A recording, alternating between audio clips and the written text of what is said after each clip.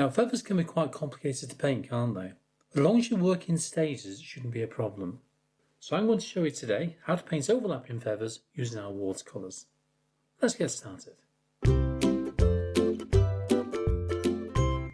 I've just been painting some very basic feathers here, nothing too flash.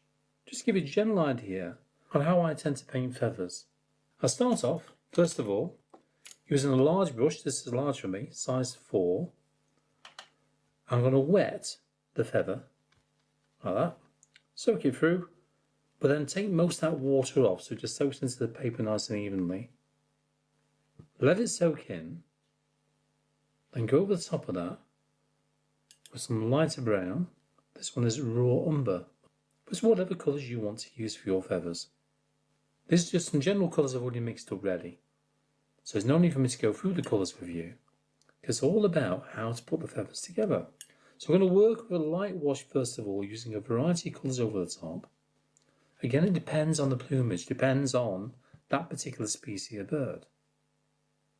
I'm going to go through my mixers, adding them on gently, keeping this nice and light to begin with.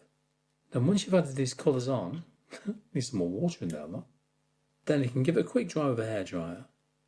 Then go for another layer over the top, and then another layer over the top, and so on and so on. Because I'll be introducing darker colours along here, I want to make sure that our darkest colour doesn't dull everything down, because it will do. So you still want a fairly rich dark colour. Go for sort of browny black down there. It's quite a watery version at the moment. Just in the corner here, there's not a great deal left there. Add that in. But I want this to fade out towards the edges. A bit more of that colour, just warm it up a touch. Okay, clean damp brush. Then soften down the edge. Then whilst it's still wet, I'm going to go in there again with our mid-tone colour, sort of brown-black. Add that in underneath the feather. When you look at the feathers, you can see that they are layered, aren't they? So you've got one feather laying on the top of the other. And as they lay on top of one another, the underside of this one, in other words, this feather underneath, will be dark. Just there, it could be really dark. So what I've been working on down here.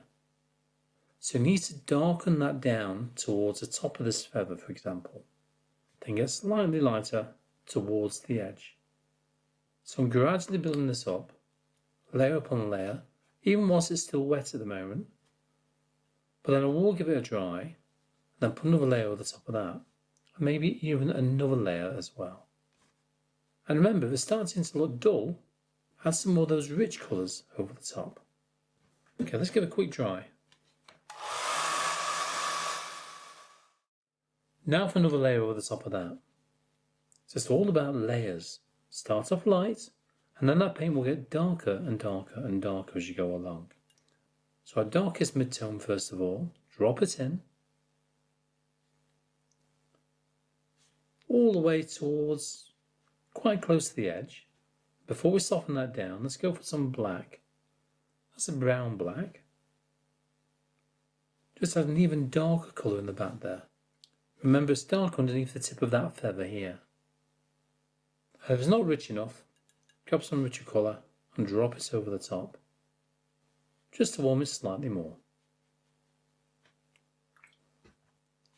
And then soften down with a damp clean brush around the edge.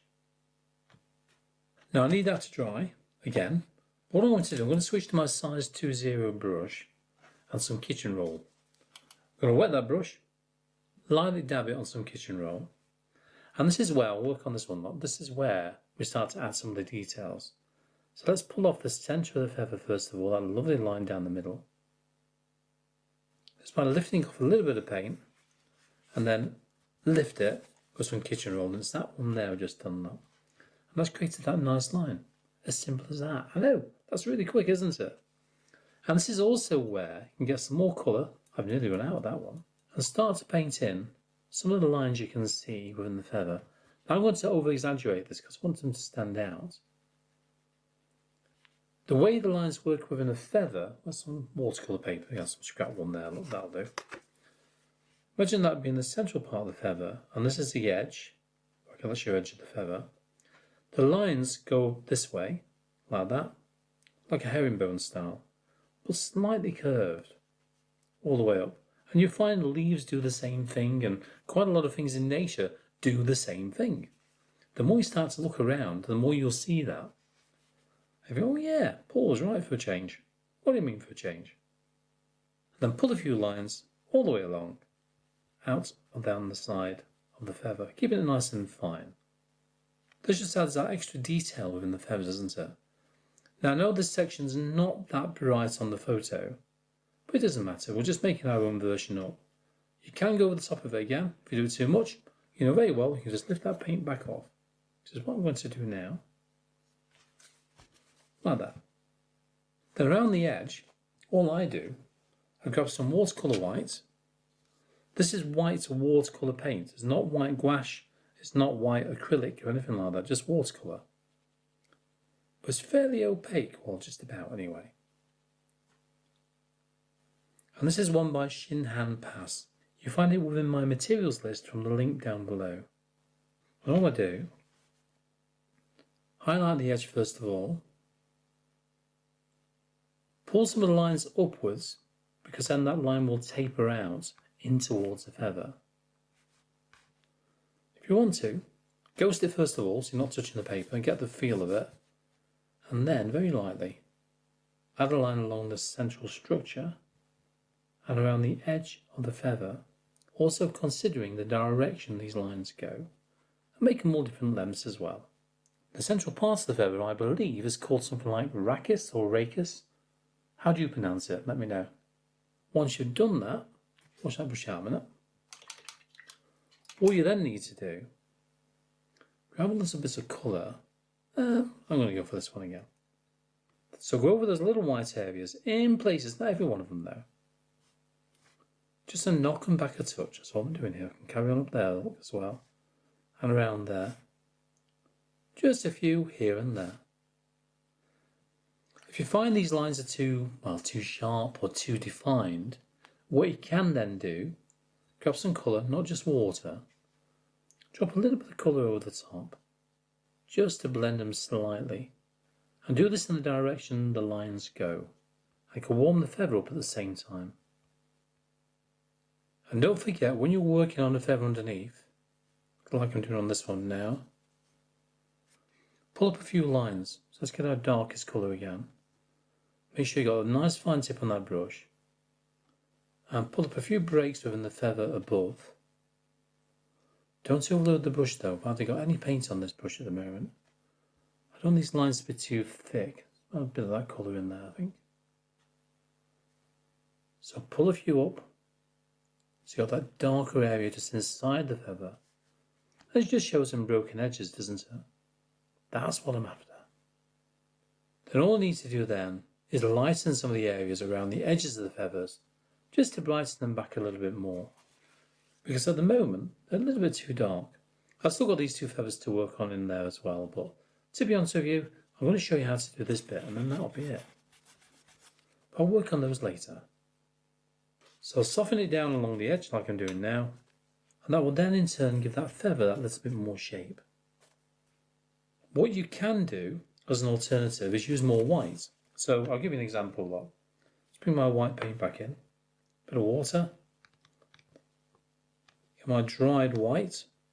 I've used this for another painting. It's always worth saving it, isn't it? It's always worth saving all your paints for another painting. Especially if you just want to have a play with those paints. What we can do is water that white down a little bit. And the more water you add to that white, the more that white will fade. So, if I go on here now, take most of that paint off actually, that will fade a little bit as it dries. It always goes on really bright to begin with, but as you can see, it's getting lighter and lighter all the time. And again, that will create more of a curved feel within that feather. Then once this white is dry, all you need to do, as we've done before, just drop a little bit of colour over the top. And then, this is just about dry already, grab some colour, just touch it over the top in places. In fact, I might get some raw umber and also drop that over the top as well. Once again to knock it back, just to tone down that white a touch. Which you can see is doing that just right, I think. Now the more you go over that white paint, the more it will move. So just worth noting that. So once or twice over the top of one area of white is enough, because otherwise it would just blur away. Now what's connected to feathers? Well, a bird, of course.